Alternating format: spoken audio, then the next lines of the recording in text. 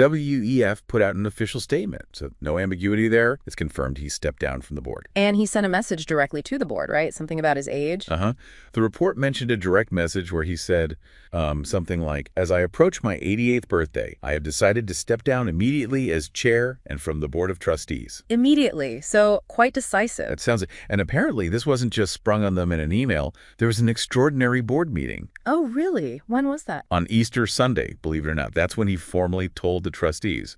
Which, having a special meeting on a holiday like that, Yeah. it kind of underscores the significance, doesn't it? Yeah, definitely gives it some weight. And news agencies picked it up pretty quickly after that. Oh, absolutely. Xinhua and others reported his resignation as chair almost straight away. It's clearly a globally watched organization. No question. And while, turning 88 is a clear factor, it wasn't entirely out of the blue, was it? There were steps before this. Well, that's a good point. It wasn't like he was running everything day to day right up until Sunday.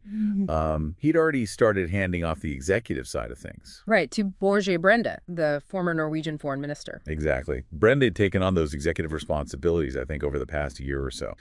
So this final step, leaving the board and the chairmanship, it feels like the culmination of that handover process, Makes sense. A more phased approach than just a sudden stop. So the board's reaction then, they've put someone in place temporarily. They have, yes. They acted quickly. The current vice chairman, Peter Brabeck-Letmathe, he stepped up as interim chair. Interim. So they're looking for a permanent replacement. That's the plan. They've actually set up a specific committee. Its whole job is to find Schwab's permanent successor. Okay, so a formal search process is underway. Precisely. They seem focused on ensuring, a smooth transition and stability for the forum going forward. And how did the board talk about Schwab's time there? I saw some reports mention they're quite complimentary. Very much so. The official statements praised his tenure, calling it transformative, mentioned his role in shaping dialogues on pressing global issues over, more than 50 years? 55 years, I think one source said, since 1971. Right, 1971. When he founded it as the European Management Forum, it's quite the journey from that to the WEF we know today. It really is. From a European focus to this global platform. He was born in Germany, wasn't he? Ravensburg. That's correct. Ravensburg, 1938. And under his leadership, it just expanded massively. Davos, the annual meeting, became this huge event. Addressing just about every major global challenge you can think of. Yeah, the range is pretty staggering. Cybersecurity,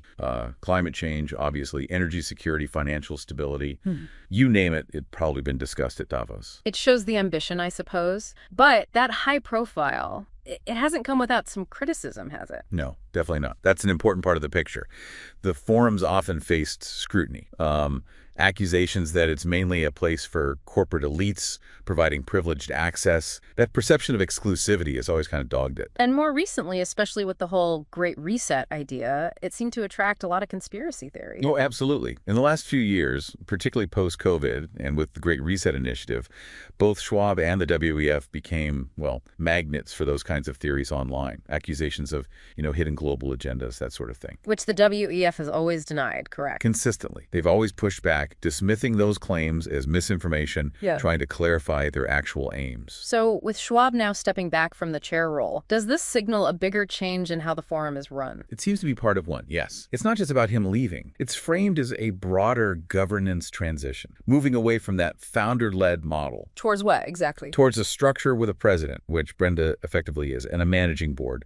It's becoming a more, let's say, conventional structure for a large international organization. Kind of reflects its growth, maybe, from a founder's vision to a more established institution. I think that's a fair way to put it. It suggests a focus on long-term sustainability, governance that isn't solely reliant on one individual, even the founder. More emphasis on that public-private cooperation mandate they talk about. But they're stressing continuity too, right? Sticking to their mission. Yes, absolutely.